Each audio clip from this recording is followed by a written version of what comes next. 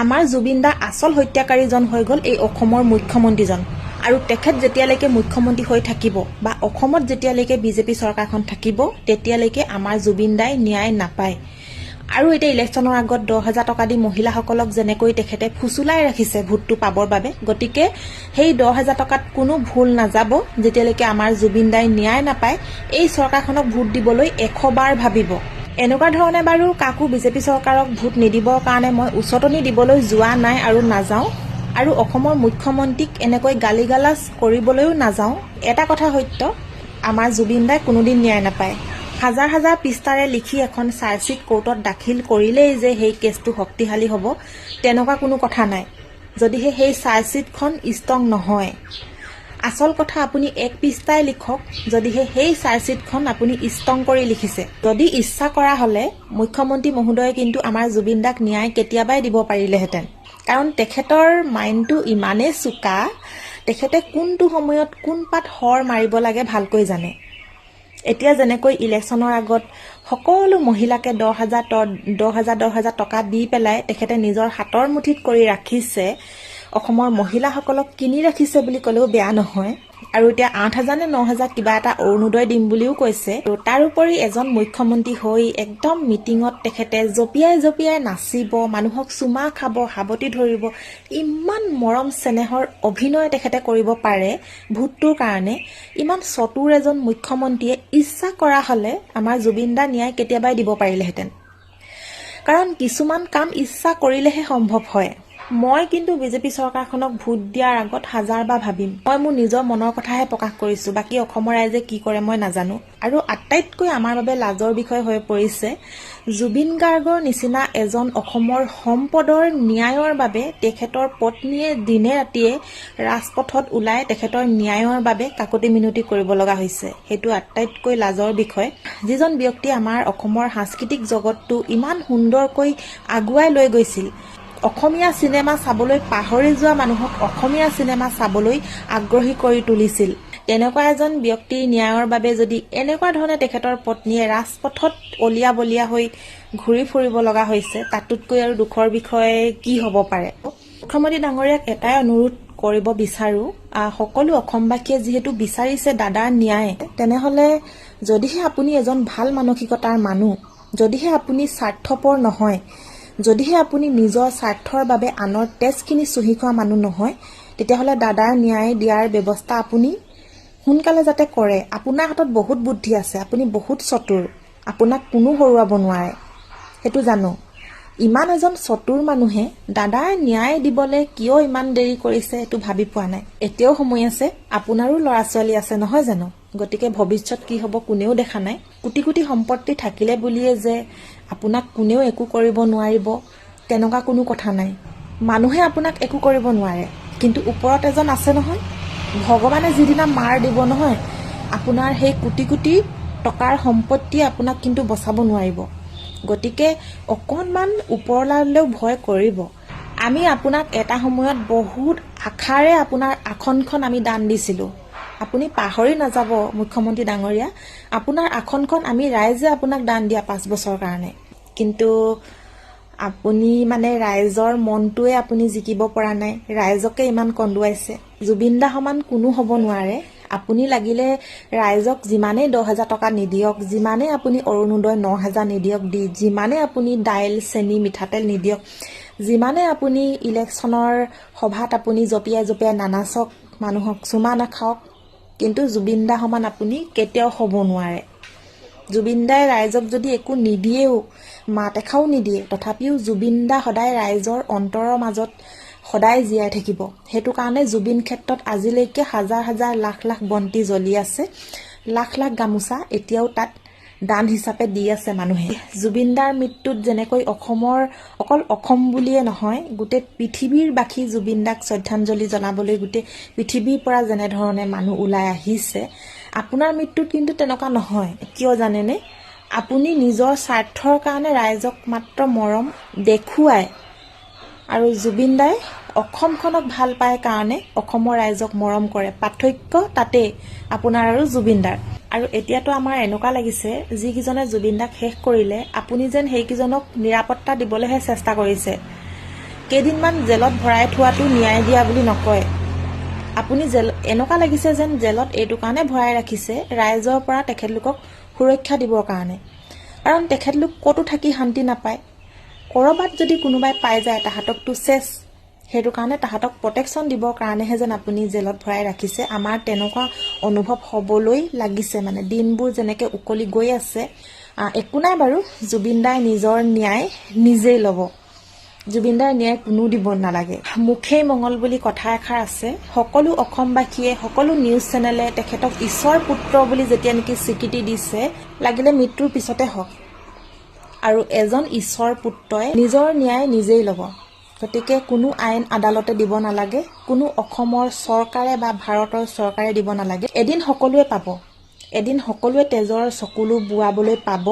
আজি যেনেদৰে জুবিন দাৰ দেউতাক 80 বছৰীয়া এগৰাকী অসুখীয়া দেউতাকে যেতিয়া নেকি হিয়া ঢাকুৰি যেনেদৰে কান্দিছে, সেইখিনি সকলোৱে পাব এদিন ভুগিবলৈ।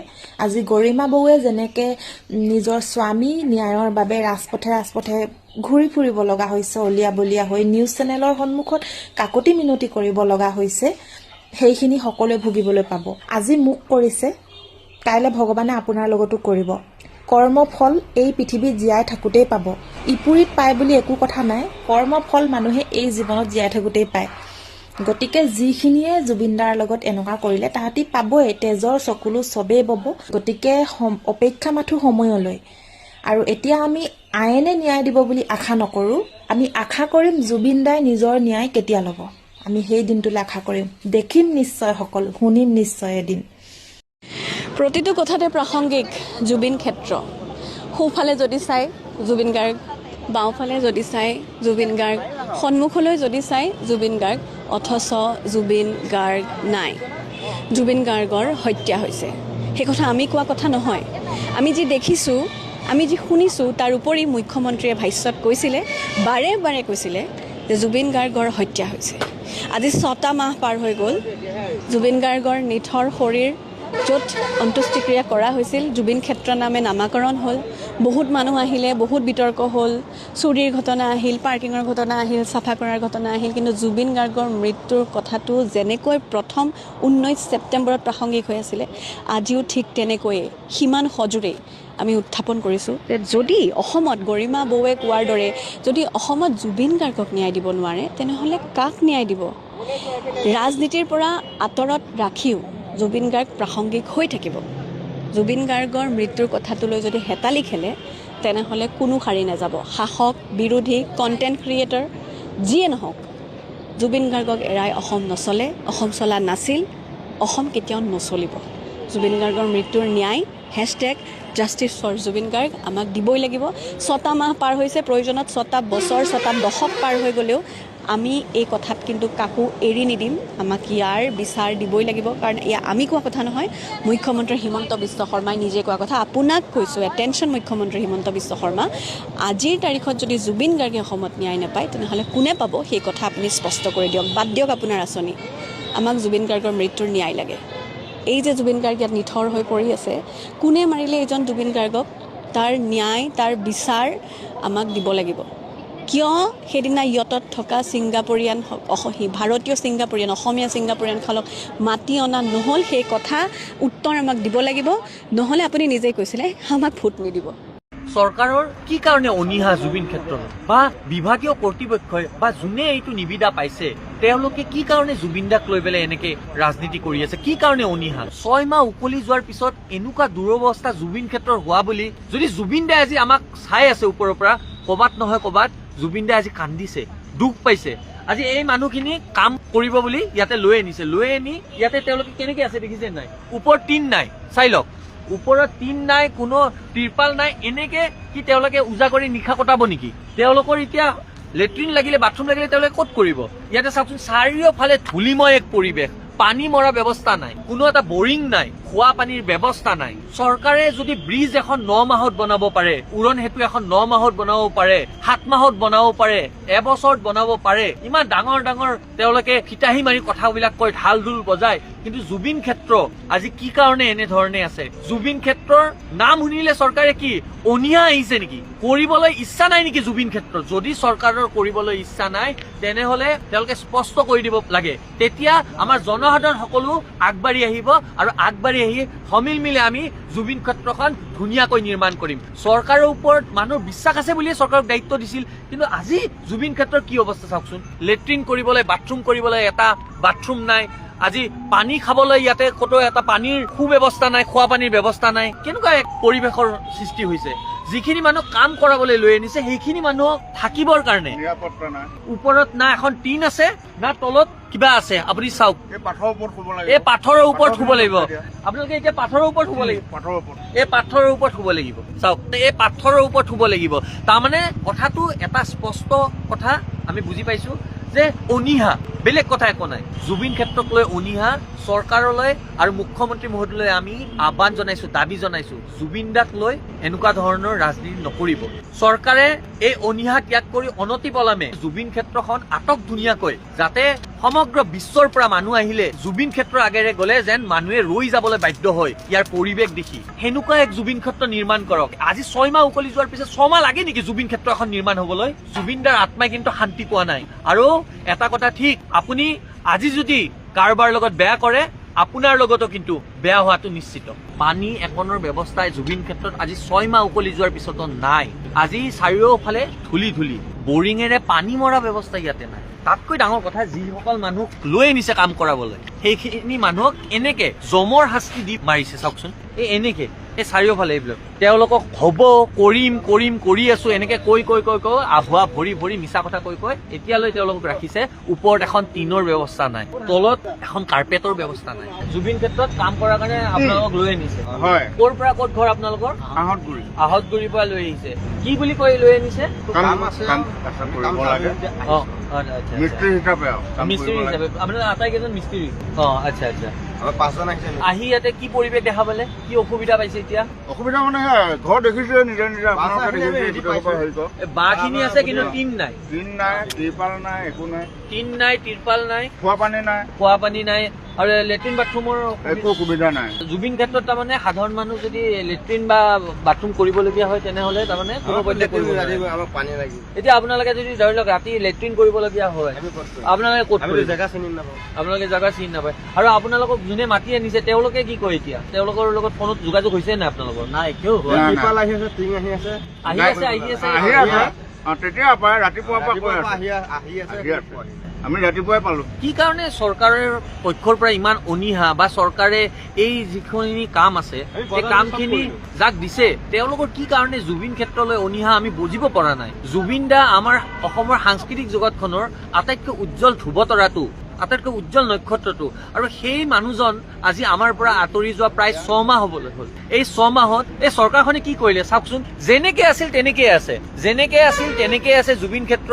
আমাৰ চৰকাৰলৈ পোনপটীয়া প্ৰশ্ন যে জুবিন ক্ষেত্ৰখন নিৰ্মাণৰ নামত যিখিনি মিস্ত্ৰী বা যিখিনি শ্ৰমিক লৈ আনিছে তেওঁলোকক থকাৰ ব্যৱস্থাটো, সুব্যৱস্থাটো কৰি দিব পৰা নাই। যিটো বিভাগে বা যোনে দায়িত্ব লৈছে এইবোৰৰ, মেনেজমেন্টৰ মানুহখিনিয়ে, তেওঁলোকে অকনমান পানীৰ ব্যৱস্থা কৰি দিব পৰা নাই। আজি জানিলে আচৰিত হ'ব, 6 মাহ উকলি যোৱাৰ পিছতো জুবিন ক্ষেত্ৰত খোৱাৰ পানী বাদ দিয়ক, হাত ভৰি ধোৱা পানী, লেট্ৰিন বাথৰুম কৰা পানীৰো ইয়াতে সুব্যৱস্থা নাই। ইয়াতে কোনো ধৰণৰ মানুহে লেট্ৰিন কৰিব নোৱাৰে, কোনো বাথৰুম কৰাৰ এটা সুব্যৱস্থা নাই। মানুহে অপেনলি এই পাহাৰৰ এই তাতে যাই পেলাই মানুহে লেট্ৰিন কৰিব লাগিব, বাথৰুম কৰিব লাগিব। 6 মাহ উকলি যোৱাৰ পিছত এনেকুৱা দুৰৱস্থা জুবিন ক্ষেত্ৰৰ হোৱা বুলি যদি জুবিন দাই আজি আমাক চাই আছে ওপৰৰ পৰা, ক'বাত নহয় ক'বাত জুবিন দাই আজি কান্দিছে, দুখ পাইছে। আজি এই মানুহখিনি কাম কৰিব বুলি ইয়াতে লৈ আনিছে, লৈ আনি ইয়াতে তেওঁলোকে কেনেকে আছে দেখিছে নাই? ওপৰত টিন নাই, চাই লওক, ওপৰত টিন নাই, কোনো ত্ৰিপাল নাই। এনেকে কি তেওঁলোকে উজাগৰি নিশা কটাব নেকি? তেওঁলোকৰ এতিয়া লেট্ৰিন লাগিলে, বাথৰুম লাগিলে তেওঁলোকে ক'ত কৰিব? ইয়াতে চাওকচোন, চাৰিওফালে ধূলিময় এক পৰিৱেশ, পানী মৰা ব্যৱস্থা নাই, কোনো এটা বৰিং নাই, খোৱা পানীৰ ব্যৱস্থা নাই। কি আচৰিত ধৰণে চৰকাৰে যদি ব্ৰিজ এখন 9 মাহত বনাব পাৰে, উৰণ সেতু এখন 9 মাহত বনাব পাৰে, 7 মাহত বনাব পাৰে, এবছৰত বনাব পাৰে, ইমান ডাঙৰ ডাঙৰ তেওঁলোকে ফিতাহী মাৰি কথাবিলাক কৈ ঢাল ঢোল বজায়, কিন্তু জুবিন ক্ষেত্ৰ আজি কি কাৰণে এনেধৰণে আছে? জুবিন ক্ষেত্ৰৰ নাম শুনিলে চৰকাৰে কি অনীহা আহিছে নেকি? কৰিবলৈ ইচ্ছা নাই নেকি জুবিন ক্ষেত্ৰ? যদি চৰকাৰৰ কৰিবলৈ ইচ্ছা নাই তেনেহলে তেওঁলোকে স্পষ্ট কৰি দিব লাগে, তেতিয়া আমাৰ জনসাধাৰণ সকলো আগবাঢ়ি আহিব আৰু আগবাঢ়ি আহি সমিল মিলে আমি জুবিন ক্ষেত্ৰখন ধুনীয়াকৈ নিৰ্মাণ কৰিম। চৰকাৰৰ ওপৰত মানুহৰ বিশ্বাস আছে বুলিয়ে চৰকাৰক দায়িত্ব দিছিল, কিন্তু আজি জুবিন ক্ষেত্ৰৰ কি অৱস্থা চাওকচোন। লেট্ৰিন কৰিবলৈ, বাথৰুম কৰিবলৈ এটা বাথৰুম নাই, আজি পানী খাবলৈ ইয়াতে ক'তো এটা পানীৰ সুব্যৱস্থা নাই, খোৱা পানীৰ ব্যৱস্থা নাই। কেনেকুৱা এক পৰিৱেশৰ সৃষ্টি হৈছে? যিখিনি মানুহ কাম কৰাবলৈ লৈ আনিছে সেইখিনি মানুহক থাকিবৰ কাৰণে নিৰাপত্তা নাই, ওপৰত না এখন টিন আছে না তলত কিবা আছে। আপুনি চাওক, এই পাথৰৰ ওপৰত শুব লাগিব, এই পাথৰৰ ওপৰত শুব লাগিব। আপোনালোকে এতিয়া পাথৰৰ ওপৰত শুব লাগিব, পাথৰৰ ওপৰত এই পাথৰৰ ওপৰত শুব লাগিব। চাওক, এই পাথৰৰ ওপৰত শুব লাগিব। তাৰমানে কথাটো এটা স্পষ্ট কথা আমি বুজি পাইছো যে অনীহা, বেলেগ কথা একো নাই। জুবিন ক্ষেত্ৰক লৈ অনীহা। চৰকাৰলৈ আৰু মুখ্যমন্ত্ৰী মহোদয়লৈ আমি আহ্বান জনাইছো, দাবী জনাইছো, জুবিন দাক লৈ এনেকুৱা ধৰণৰ ৰাজনীতি নকৰিব। চৰকাৰে এই অনীহা ত্যাগ কৰি অনতিপলমে জুবিন ক্ষেত্ৰখন আটক ধুনীয়াকৈ, যাতে সমগ্ৰ বিশ্বৰ পৰা মানুহ আহিলে জুবিন ক্ষেত্ৰৰ আগেৰে গলে যেন মানুহে ৰৈ যাবলৈ বাধ্য হয় ইয়াৰ পৰিৱেশ দেখি, সেনেকুৱা এক জুবিন ক্ষেত্ৰ নিৰ্মাণ কৰক। আজি 6 মাহ উকলি যোৱাৰ পিছত 6 মাহ লাগে নেকি জুবিন ক্ষেত্ৰ এখন নিৰ্মাণ হবলৈ? জুবিন দাৰ আত্মাই কিন্তু শান্তি পোৱা নাই। আৰু এটা কথা ঠিক, আপুনি আজি যদি কাৰোবাৰ লগত বেয়া কৰে, আপোনাৰ লগতো কিন্তু বেয়া হোৱাটো নিশ্চিত। আজি গৌৰৱ গগৈক হৃদয়ৰ পৰা গালি পাৰিবলৈ মন গৈছে। আজি গৌৰৱ গগৈৰ ওপৰত ইমান খং উঠিছে, আজি যেন গালি পাৰি পাৰি শেষ কৰিলেও মোৰ এই খংটো নকমিব। ইমান স্বাৰ্থপৰ মানুহনে, ইমান দুৰ্নীতিগ্ৰস্ত মানুহনে, ইমান টকা লোভীনে? কংগ্ৰেছৰ দৰে এটা ইমান পুৰণি দল এই গৌৰৱ গগৈৰ কৰ্মকাণ্ডৰ কাৰণে ধ্বংস হ'বলৈ গৈ আছেনে সঁচাকৈ? ইমান দিনে মানুহে যে গালি পাৰি আছে গৌৰৱ গগৈক, সঁচা অৰ্থত গালি পাৰি আছিলে। মইহে মানে কথাবোৰ বেলেগকৈ ভাবি আছিলোঁ নেকি যে গৌৰৱ গগৈ এজন শিক্ষিত ব্যক্তি, গৌৰৱ গগৈৰ নেতৃত্বত দলটো ঠনধৰি উঠিব। গৌৰৱ গগৈ ইমান টকা লোভী, স্বাৰ্থ লোভী নহয়, এজন শিক্ষিত ইতিবাচক মনৰ মানুহ। সঁচাকৈ আজি এনেকৈ গৌৰৱ গগৈক গালি পাৰি, হিয়া উজাৰি গালি পাৰিবলৈ মন গৈছে। গালি কিয় পাৰিবলৈ মন গৈছিল জানেনে? এই স্ক্ৰীণত চাওকচোন, এইটো এই পলাক্ষী দাস নামৰ এই কংগ্ৰেছৰ মুখপাত্ৰগৰাকীৰ পৰা টিকটৰ নামত 50,000 টকা লোৱা বুলি যিটো এটা প্ৰচাৰ চলি আছে, এই প্ৰচাৰটো পোৱাৰ পিছত গৌৰৱ গগৈৰ প্ৰতি মোৰো খং চুলিৰ আগে পাইছিল আৰু হিয়া উজাৰি আজি চিঞৰি গালি পাৰিবলৈ মন গৈছিল গৌৰৱ গগৈক। কিন্তু এতিয়া গালি নাপাৰোঁ, গালি তেওঁলোকক পাৰিম যিসকলে এই কৰ্মকাণ্ডটো কৰিছে। হয়, আজি এই ঘটনাটোৰ কাৰণে মই গৌৰৱ গগৈক গালি পাৰোঁ বুলি এই ভিডিঅ'টো যেতিয়া মই বনাবলৈ ল'লোঁ, মই নিজকে প্ৰশ্ন কৰিলোঁ যে কথাখিনি সঁচা নেকি? পলাক্ষী দাসৰ পৰা টকা লোৱা কথাটো কিমান দূৰ সঁচা? মই ছ'চিয়েল মিডিয়াত ভুৱা প্ৰচাৰটোহে দেখিছোঁ, কিন্তু পলাক্ষী দাসৰ মুখৰ পৰা বা তেওঁৰ ফেচবুক একাউণ্টত মইতো নিজে দেখা নাই, সেইবুলি মই তেওঁৰ ফেচবুকটো চাৰ্চ কৰি চালোঁ আৰু পলাক্ষী দাসৰ ফেচবুক যেতিয়া চাৰ্চ কৰি চালোঁ, তেওঁৰ টাইমলাইনত যি দেখিলোঁ, মানে মই কি ক'ম, ভাষা হেৰাই গৈছে। ইমান নিৰ্লজ্জ মানুহ থাকিব পাৰেনে সমাজখনত? এনেকৈও মানুহ ৰাজনীতি কৰেনে? কাৰোবাৰ ইমেজ ধ্বংস কৰাৰ কাৰণে, কাৰোবাক প্ৰতিহত কৰিবৰ কাৰণে, কাৰোবাক ধ্বংস কৰিবৰ কাৰণে মানুহে ইমান তললৈ যাব পাৰেনে? নিশ্চয় এয়া কোনোবা দুষ্ট চক্ৰ নতুবা বিৰোধী পাৰ্টীৰ কোনোবা IT চেলৰ কাম হ'ব। কাৰণ পলাক্ষী দাসে স্পষ্টীকৰণ দিছে তেওঁৰ ফেচবুক টাইমলাইনত যে এয়া সম্পূৰ্ণ ভুৱা অপপ্ৰচাৰ। পলাক্ষীৰ পৰা কোনো ধৰণৰ টকা গৌৰৱ গগৈ লৈছে না কোনোবা কংগ্ৰেছৰ মানুহে লৈছে। কোনো ধৰণৰ টকা পইচা লেনদেন হোৱা নাই। এয়া সম্পূৰ্ণ ভুৱা অপপ্ৰচাৰ চলাই গৌৰৱ গগৈৰ ইমেজ ধ্বংস কৰিব বিচাৰিছে। এইখিনি কথা জনাৰ পিছত গৌৰৱ গগৈৰ প্ৰতি হিংসা, গৌৰৱ গগৈৰ প্ৰতি ঘৃণা, গালি পৰা মনোভাৱ, এইবোৰ আৰু থাকিব পাৰেনে? সঁচাকৈ মই দলীয়ভাৱে নহয়, গৌৰৱ গগৈক ব্যক্তিগতভাৱে সমৰ্থন কৰোঁ। গৌৰৱ গগৈ এজন এনেকুৱা উচ্চ শিক্ষিত ব্যক্তি, এনেকুৱা ইতিবাচক মনৰ ব্যক্তি, যিজন মানুহে কাকো বেয়াকৈ আজিৰ তাৰিখলৈ কৈ নাপায়। তেওঁ দুয়োখন গালত দুটা চৰ মাৰিলেও সেই চৰটোৰ পৰা তেওঁ নিজক ৰক্ষাহে কৰিব। প্ৰতিৰক্ষা কেনেকৈ কৰিব লাগে সেইটোহে তেওঁ কৰে, কিন্তু ওলোটাই কাৰোবাক টাৰ্গেট কৰা আজিলৈ আমি দেখা নাই। মহাত্মা গান্ধীৰ সেই কথাষাৰৰ দৰে তেওঁ এখন গালত মাৰিলে আনখন গাল পাতি দি নিজক সুৰক্ষা দিবৰ কাৰণে চেষ্টা কৰে, কিন্তু বিনিময়ত কাকো একচৰ তেওঁ মাৰা আমি তেনেকুৱা অৱস্থা দেখা নাই। সেইবাবে হয়তো গৌৰৱ গগৈ প্ৰিয়। আৰু গৌৰৱ গগৈ আজিৰ তাৰিখলৈ কাকো সমালোচনা কৰা আমি দেখা নাই। তেওঁক ইমান সমালোচনাৰে থকা সৰকা কৰিলে, ইমান মানুহজনক লেই চি কৰিবলৈ চেষ্টা কৰা হ'ল, এলিগেঞ্চ লগাই মানুহজনক ইমান ধ্বংস কৰিবলৈ চেষ্টা কৰা হ'ল, তাৰপিছতো গৌৰৱ গগৈ কিন্তু গৌৰৱ গগৈ হৈয়ে আছে নিজৰ ঠাইতে। সেইবাবেই মানুহজনক ভাল লাগে, কিন্তু সেইটো বেলেগ বিষয়। কিন্তু মই দৰ্শকক এটা কথা ক'ব বিচাৰিছোঁ, আপোনালোকে এই ছ'চিয়েল মিডিয়াত যিবোৰ প্ৰচাৰ হৈ থাকে আপোনালোকে বিশ্বাস নকৰিব। যেতিয়ালৈকে নিজ চকুৱে নেদেখে, নিজ কাণেৰে নুশুনে। আপোনালোকে সেই মানুহজনক চাৰ্চ কৰি চাব, সঁচা অৰ্থত সেই মানুহজনে সেই কথাখিনি কৈছে নেকি। মানে কংগ্ৰেছ দলটো ধ্বংস কৰাৰ কাৰণে ইমান অন্যায়মূলক কাম কৰিব পাৰে, কাৰোবাৰ ইমেজ ধ্বংস কৰাৰ কাৰণে ইমান অপপ্ৰচাৰ চলাব পাৰে, ইমান বেয়া কামত লিপ্ত হ'ব পাৰে, ইমান বেয়া চিন্তাধাৰাৰেও যে মানুহে ইমান তললৈ গৈ ৰাজনীতি কৰিব পাৰে, এয়াই হয়তো ডাঙৰ উদাহৰণ। এইখিনিতে আৰু এটা কথা কওঁ, সঁচা অৰ্থত যিবোৰ আৰু ভুৱা প্ৰচাৰ চলি আছে, লুইত কুমাৰ বৰ্মনৰ পৰা টকা লোৱা, আৰু কোনোবাৰ পৰা টকা লোৱা, এনেকুৱা যদি এই টকা লোৱা ঘটনাবোৰ সঁচা অৰ্থত কংগ্ৰেছে কৰিছে, এই ক্ষেত্ৰত মই কিন্তু কংগ্ৰেছক কেতিয়াও ছাপোৰ্ট নকৰোঁ, গৌৰৱ গগৈক কোনোদিনে সমৰ্থন নকৰোঁ।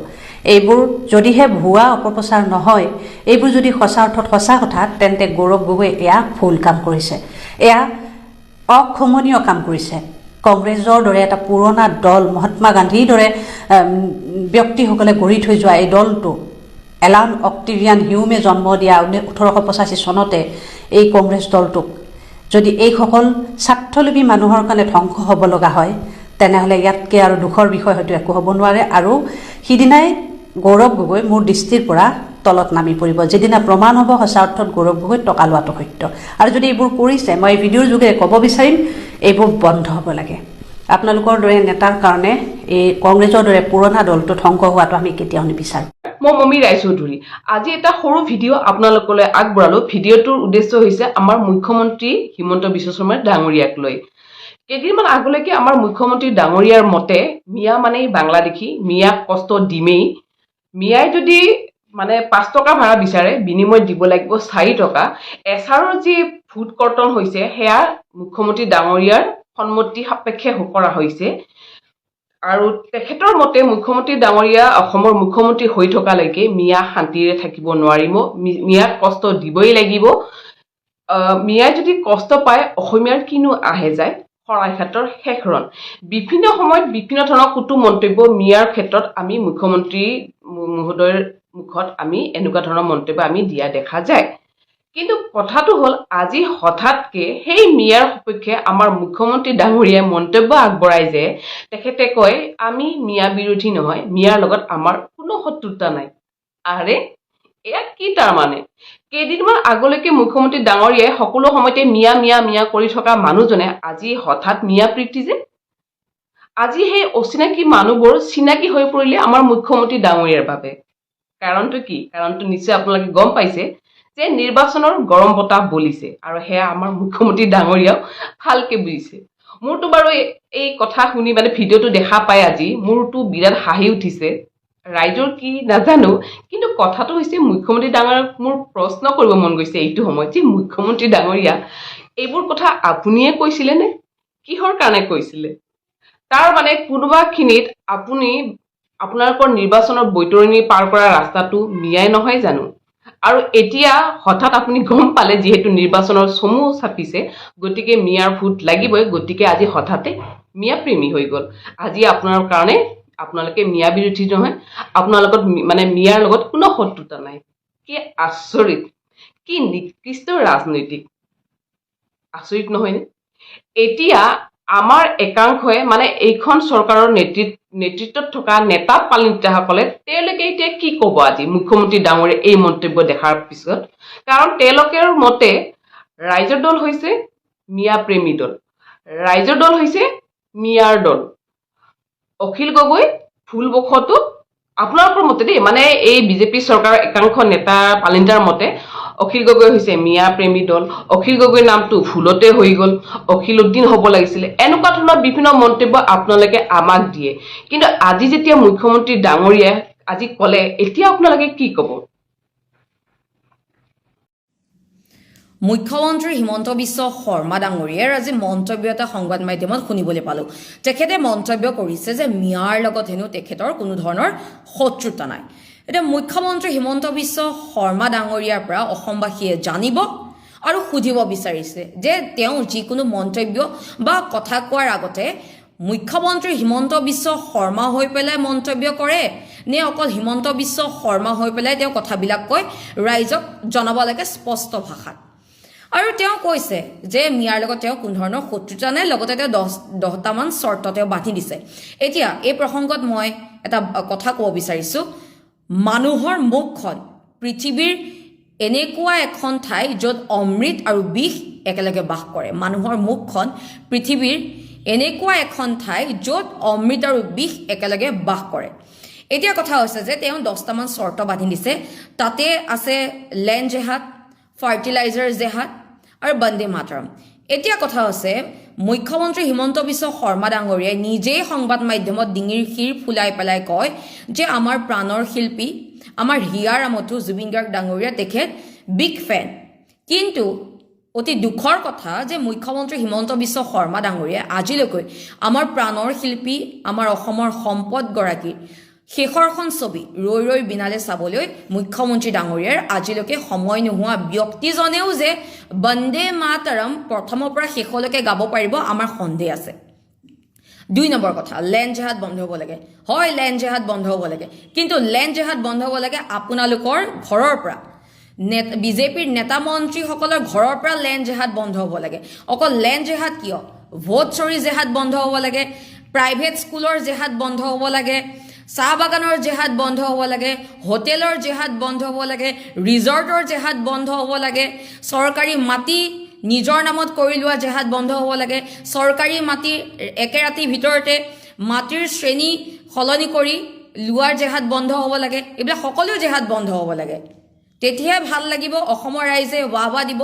যদি লেণ্ড জেহাদে বন্ধ হ'ব লাগে, প্ৰথমে বিজেপি নেতা কৰ্মীসকলৰ ঘৰৰ পৰাই আৰম্ভ হ'ব লাগে। সকলো শুভ কাম আপোনালোকৰ বিজেপি নেতা কৰ্মীসকলৰ ঘৰৰ পৰাই আৰম্ভ কৰক যদি জেহাদ বন্ধ কৰিবলৈ আছে। কাৰণ গোটেই অসমখনত জেহাদ বিজেপিহে বেছি চলাই আছে। আজি খিলঞ্জীয়াৰ ভূমি বহিৰাগত হাতত কোনে গতাই দিছে? এইবিলাক জেহাদ কোনে কৰি আছে? বিজেপি নেতা মন্ত্ৰীসকলে কৰি আছে, আপোনালোকে কৰি আছে। আজি ফাৰ্টিলাইজাৰৰ জেহাদ বন্ধ কৰাৰ কথা কৈছে। আজি আমাৰ ল'ৰা ছোৱালীয়ে নিজৰ মাটিত খেতি কৰিবৰ কাৰণে মাটি ক'ত আছে? চবটো আদানী আম্বানীক দি দিলে। জাতি মাটি ভেটি গ'ল, আদানী আম্বানীৰ মাটি হ'ল। জাতি মাটি ভেটি গ'ল, মামা মামীৰ মাটি হ'ল। এতিয়াতো অসমত চলি আছে।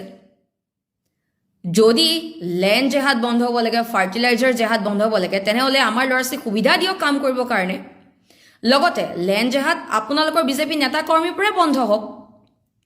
মুখ্যমন্ত্ৰী ডাঙৰীয়াই কিছুদিনৰ আগতে সংবাদ মেলত মন্তব্য কৰিছিলে যে উজনিৰ পৰা যুৱক যুৱতী ওলাই আহি পেলাই এটা সম্প্ৰদায়ক নাইকিয়া কৰি দিব। মুখ্যমন্ত্ৰী ডাঙৰীয়াই নিজে উচতনি দিছিলে। আজি আকৌ কৈছে যে মিয়া তেওঁৰ শত্ৰুতা নহয়। অসমৰ ৰাইজে বুজি পোৱা নাই আপুনি কথাবিলাক মুখ্যমন্ত্ৰী হিমন্ত বিশ্ব শৰ্মা ডাঙৰীয়া হৈ পেলাই কয় এনে অকল মুখ্যমন্ত্ৰী হিমন্ত বিশ্ব শৰ্মা হৈ পেলাই কথাবিলাক কয়। তাৰ 2 দিনমানৰ আগত আপুনি কৈছিলে যে মিয়া অসমীয়াৰ অংগ হয়, মিয়াই নিজকে বেলেগ বুলি ভাবিব নালাগে। তাৰ 2 দিনমানৰ পিছত ক'লে যে মিয়া একেবাৰে নাইকিয়া কৰি দিয়া হ'ব বুলি। সংবাদ মাধ্যমত আপুনি সময়ে সময়ে নিজৰ ষ্টেটমেণ্টবিলাক চেঞ্জ কৰি থাকে। আপোনাৰ যিবিলাক এজেণ্ডা, আপোনাৰ যিবিলাক প্ৰপগেণ্ডা এতিয়া অসমৰ ৰাইজে বুজি পাইছে, তাত আমাৰ ক'বলগীয়া নাই। এতিয়া আপোনাৰ বক্তব্যবিলাক শুনি এনেকুৱা লাগিছে, মই আগতে কৈছিলোঁ যে মুখ্যমন্ত্ৰী ডাঙৰীয়াৰ কাৰণে মিয়া আৰু মুছলমান শব্দ দুটা জ্বলা চানাৰ নিচিনা। সোৱাদ ল'বলৈও নেৰে, জ্বলা জ্বলা বুলিও কয়। আমি সমাজবাদক বিশ্বাস কৰোঁ, আমি অসম চুক্তিক সমৰ্থন কৰোঁ, কিন্তু মুখ্যমন্ত্ৰী ডাঙৰীয়া আচলতে তেওঁৰ নামটো বিষাক্ত বিধ্বস্ত শৰ্মা ডাঙৰীয়া হ'ব লাগে। তেওঁ মুখ খুলিলে বিষ ওলায়। তেওঁ যেতিয়াই মুখ খোলে তেতিয়াই তেওঁ বিষ ওলায়। এতিয়া আজি সংবাদ মাধ্যমত দেখিবলৈ পাইছোঁ AIDFৰ অক্সিজেন নহ'লেতো এতিয়া বিজেপি উশাহে ল'ব নোৱাৰে। বিজেপি এক প্ৰকাৰ এতিয়া ICUত আছে। ICUত এইকাৰণে আছে, আজি বিজেপিৰ আশীৰ্বাদ যাত্ৰা কৰিবলৈ হ'লে মানুহৰ ঘৰে ঘৰে বঁটা দি পেলাই, চফ গুটি লৈ, তামোল পাণ লৈ পেলাই নিমন্ত্ৰণ দিব লগা আছে। আমি বিয়াৰ নিমন্ত্ৰণহে দেখিছোঁ। আমি এনেকৈ ৰাজনৈতিক দলৰ এইবিলাক আশীৰ্বাদ যাত্ৰা, এইবিলাকতো আমি এনেকৈ মানুহ মাতি অনা দেখা নাই। আজি আৰু এটা ফোন কল শুনিবলৈ পালোঁ, মানে আঁচনি কাটি দিব। আঁচনি কাৰো কোনো এটা বিজেপি দলৰ আঁচনি নহয়তো, চৰকাৰৰ আঁচনি হয়। চৰকাৰে দিছে, দলে নাই দিয়াতো আঁচনি কাটিবৰ কাৰণে। আৰু প্ৰত্যেকজন মানুহৰ তাত পইচা সোমাই আছে, ৰাতিপুৱা শুই উঠাৰ পৰা ৰাতি শোৱালৈকে টেক্স দি থাকে। এতিয়া এইখন চৰকাৰ এই অৱস্থা হৈছে যে আজি মুখ্যমন্ত্ৰী ডাঙৰীয়াই নিজেই মিয়াৰ লগত শত্ৰুতা নাই বুলি কৈছে। এতিয়া এইটো প্ৰসংগত মই এই বিজেপিৰ IT চেলৰ 1500 টকীয়া ভেৰনীয়া গুণ্ডাবিলাকক সুধিব বিচাৰিছোঁ, বিৰোধীয়ে হওক বা সাধাৰণ জনতাই হওক, যেতিয়াই মানে চৰকাৰখনৰ দুখবিলাক দেখুৱাই দিয়ে তেতিয়াই এই 1500 টকীয়া বিজেপিৰ IT চেলৰ ভাইটি চেলৰ ভেৰনীয়া গুণ্ডাবিলাকে মিয়ানী গেদি এইবিলাক কথা কয়। এতিয়া মুখ্যমন্ত্ৰী ডাঙৰীয়াৰ ক্ষেত্ৰত কি ক'ব, তেওঁক কি বুলি সম্বোধন কৰিব জানিব বিচাৰিছোঁ। জন আশীৰ্বাদ যাত্ৰা, এয়া ৰাইজৰ আশীৰ্বাদ যাত্ৰা, কিন্তু জন আশীৰ্বাদ যাত্ৰা নহয়, এইটো জন অভিশাপ যাত্ৰা। এই যে জনজাতীয় মানুহৰ 49,500 বিঘা মাটি আম্বানী, আদানী আৰু ৰামদেৱ ভদ্ৰেজক দি দিছে, জনজাতীয় মানুহৰ ইয়াৰ আশীৰ্বাদ পাব নেকি?